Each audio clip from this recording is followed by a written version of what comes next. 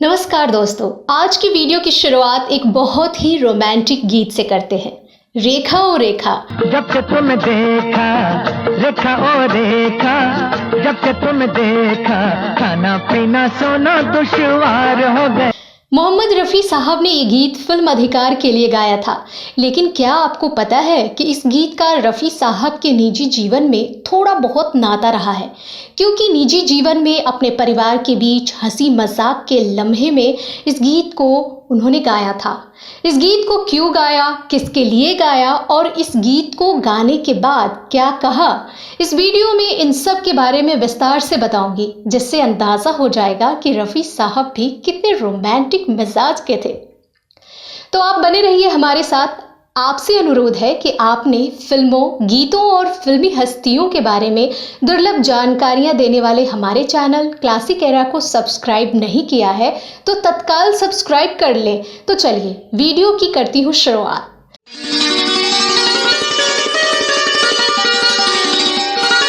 नमस्कार दोस्तों, मैं आपकी दोस्त शशिप्रिया आपका गोल्डन युग की फिल्मों, फिल्म संगीत और फिल्मी हस्तियों पर आधारित हमारे चैनल क्लासिक एरा में स्वागत है।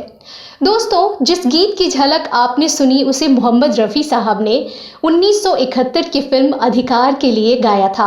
इस गीत को अगर सुने तो आपके सामने मशहूर एक्ट्रेस रेखा आ जाती हैं। जिन्होंने फिल्म नहीं देखी उन्हें यही लगता है कि ये गीत रेखा के लिए गाया गया होगा, लेकिन दरअसल फिल्म में इस गीत को कॉमेडी एक्टर ब्रह्मचारी ने तबस्सुम को रिझाने के लिए गाया था। रेखा ओ रेखा, जब से तुम देखा। ब्रह्मचारी का पूरा नाम था मुरारी लाल वशिष्ठ। वैसे तो वो लेखक थे, लेकिन फिल्मों में कॉमेडी रोल करते थे। संभवतः अधिकार फिल्म और एक्टर ब्रह्मचारी को हम इसी गाने के कारण जानते हैं। ये गाना उन दिनों खूब हिट हुआ था और हर एक की जुबान पर ये गाना रहता था। तुमसे दिल क्या लगाया है, तुमको कातिल बनाया है। ये तो हुई उस गीत की बात। अब बताते हैं कि उस गीत का और अभिनेत्री रेखा का मोहम्मद रफ़ी के जीवन में क्या संबंध था। वैसे ये सब कुछ एक संयोग मात्र ही था। ये उस समय की बात है जब रफ़ी साहब किराए के मकान में रहते थे। उस समय तब उनका अपना कोई मकान नहीं था। रफ़ी विला बाद के दिनों में बना था। पहले रफ़ी साहब बम्बई के पाली हिल इलाके में गिरनार अपार्टमेंट में रहते थे। उस अपार्टमेंट में काफ़ी समय रहे, लेकिन वहाँ प्राइवेसी की दिक्कत थी। साथ ही उस मकान में रहते रहते मन उब गया होगा। ऐसे में वो उस मकान को छोड़कर बैंड स्टैंड इलाके में सी वर्ड अपार्टमेंट में रहने लगे। सी वर्ड अपार्टमेंट का लोकेशन बहुत ही खूबसूरत था।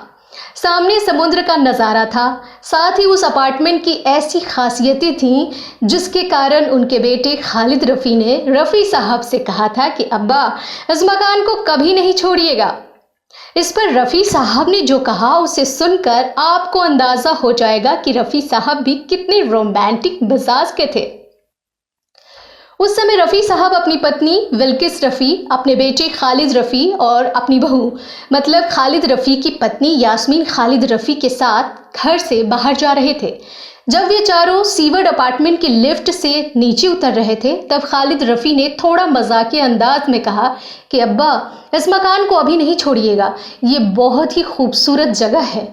वैसे तो वाकई सीवर्ड बहुत ही खूबसूरत था, जहां से पूरे समुद्र का नज़ारा लिया जा सकता था, लेकिन खालिद ने कुछ और कारण से कहा था कि ये जगह बहुत खूबसूरत है। वो कारण क्या था उसे तुरंत बिल्किस रफ़ी ने भांप लिया और खालिद के इरादे को भी समझ लिया। उन्होंने हंसते हुए कहा, हाँ हाँ बेटे, इस मकान को हम नहीं छोड़ेंगे। इसके तुरंत बाद उन्होंने रफ़ी साहब से पूछा, आपको पता है कि आपका ये बेटा क्यों कह रहा है कि आप इस मकान को नहीं छोड़िएगा? रफ़ी साहब ने शायद समझ लिया था, लेकिन अनजान बनते हुए कहा, नहीं, मुझे तो पता नहीं। क्यों, क्या बात है, क्यों नहीं इस मकान को छोड़ना है? बिल्किस रफ़ी ने कहा, वाह, जैसे आपको पता ही नहीं, इसी अपार्टमेंट में रेखा रहती हैं, एक्ट्रेस रेखा। आपको पता नहीं है क्या? सब कुछ जानकर भोले बन रहे हैं। रफ़ी साहब के मन में जो खुशी और शरारत थी वो चेहरे पर भी झलक गई, लेकिन उन्होंने खुशी को छिपाते हुए आश्चर्य में भरकर कहा, अच्छा, यहाँ रेखा भी रहती हैं। विल्किस रफ़ी ने अपनी बहू से मजाकिया अंदाज में कहा, बहू देखा, अपने ससुर को ये हाल है, बेटा शेर और बाप सवा शेर। आपको बता दें कि उस समय की खूबसूरत और मशहूर एक्ट्रेस रेखा उसी सीवर्ड अपार्टमेंट में पहली मंजिल पर रहती थी। पता नहीं ये बात रफ़ी साहब को पहले से मालूम थी या नहीं, लेकिन उन्होंने इस तरह से जताया मानो उन्हें कुछ पता ही नहीं। लेकिन उनके अंदर की खुशी चेहरे पर भी झलक गई। जब विल्किस रफ़ी ने अपनी बहू से मजाक में जो कहा उसे सुनकर रफ़ी साहब को हंसी आ रही थी, लेकिन उन्होंने अपनी हंसी को छिपाने के लिए अपने मुंह पर अपना हाथ रख लिया था। उसे उनकी पत्नी ने भी देखा। उसके बाद वो मजाकिया लहजे में वही गाना गुनगुनाने लगे, रेखा ओ रेखा जब से तुझे देखा। होय होय होय रेखा ओ रेखा जब से तुम देखा, रेखा ओ रेखा जब से तुम देखा। इसके बाद उन्होंने अपने बेटे खालिद से कहा, देखो आज के बाद इस गाने को नहीं गाना। आज तो हमने इस गाने को गा दिया, लेकिन आगे न तुम इस गाने को गाना और न मैं गाऊंगा, नहीं तो हमारे लिए परेशानी हो जाएगी। खालिद उन दिनों वैसे तो लंदन में रहते थे, लेकिन छुट्टियों में माता पिता के साथ रहने के लिए पूरे परिवार के साथ भारत आते रहते थे।